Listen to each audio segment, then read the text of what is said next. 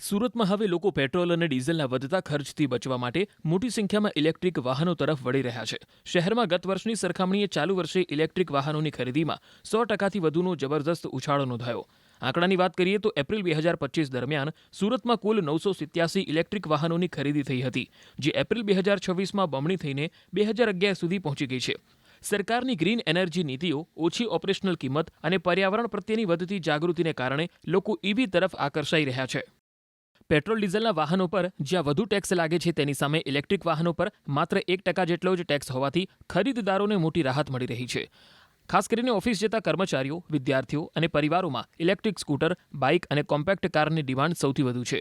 Auto સેક્ટરના manager અભિષેક વ્યાસના જણાવ્યા મુજબ છેલ્લા 3 મહિનામાં જ બજારમાં 50% જેટલો નવો સ્ટોક વેચાઈ ચૂક્યો છે. આરટીઓ વિભાગનું પણ માનવું છે કે જો આ જ સ્પીડ રહી તો આગામી સમયમાં સુરતના રસ્તાઓ પર માત્ર ઇલેક્ટ્રિક વાહનો જ દોડતા નજરે પડશે. આ બદલાવથી સુરતમાં પ્રદૂષણ ઘટશે અને પર્યાવરણને પણ મોટો ફાયદો થશે. વોર જે યુદ્ધનું ચાલી રહ્યું છે તેના લીધે એવું છે કે લોકો અત્યારે થોડું પ્રેરિત થઈ રહ્યા છે, અને એમાં જે છેલ્લા અઠવાડિયામાં 10 દિવસોમાં જે આપણા નરેન્દ્ર મોદીજીએ કીધું છે કે ભાઈ ગો ગ્રીન, કે ગ્રીન માટે જાઓ, ઈવી ગાડી ખરીદો, તો લોકો એના પ્રેરિત થઈ રહ્યા. જેમ કે મારી પાસે રોજની અહીંયા ઇન્ક્વાયરી આવતી હતી 4 થી 5, એ હવે તમે નહીં માનશો કે એ અચાનક વધીને થઈ ગઈ છે 15 થી 20, કે ડેલીની 15 થી 20 ગાડીઓ જોવા માટે લોકો આવી રહ્યા છે અને ખરીદવા માટે. કારણ કે આ ગાડીનો જે એમને બેનિફિટ મળે છે, જેમ કે આપણે પેટ્રોલ ડીઝલની અંદર 6% આપણે આરટીઓ ભરતા હતા, એની સામે ઈવીમાં તમારે 1% આરટીઓ ભરવાનો છે. પ્લસ આપણે સુરત મ્યુનિસિપલ કોર્પોરેશન ભરવાનું આવતું હતું 3.5% ટેક્સ.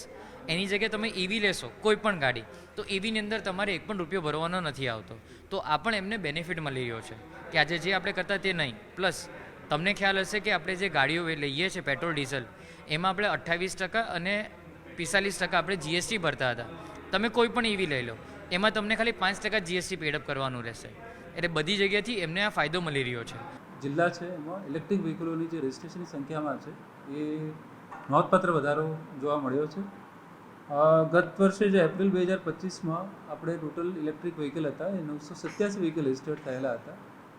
એની સામે એપ્રિલ 2026માં કુલ 2011 વ્હીકલ રજિસ્ટર્ડ થયા છે.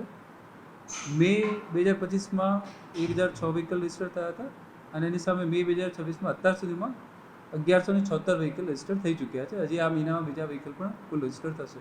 એટલે કે લગભગ 100%થી પણ વધુ વાહનોનું રજિસ્ટ્રેશન થયું છે. રજિસ્ટ્રેશનની સંખ્યા લગભગ બમણી જેવી થઈ ગઈ છે ઇલેક્ટ્રિક વાહનોની સંખ્યા. આપણે ઇલેક્ટ્રિક વ્હીકલોમાં જો સબસિડીની વાત કરીએ તો જે પેટ્રોલ અને ડીઝલ વ્હીકલ આપણે ખરીદ કરતા હોઈએ ત્યારે મોટર વ્હીકલ જે ટેક્સ છે એ 6% લેખે આપણે ટેક્સ ભરવો પડતો હોય છે. એની સામે જ્યારે ઇલેક્ટ્રિક વ્હીકલ કોઈ ખરીદી કરતું હોય તો એ ટેક્સની જે ટકાવારી છે એ ઘટાડીને 6%થી ફક્ત 1% કરી દેવામાં આવી છે. જેનાથી જે 2 વ્હીલર વાહનો છે એમાં લગભગ 3 થી 4 હજાર જેવો ફાયદો થતો હોય છે, અને જે 4 વ્હીલર વાહન છે એમાં લગભગ 10 થી 15 હજાર જેવો ટેક્સનો બેનિફિટ થતો હોય છે.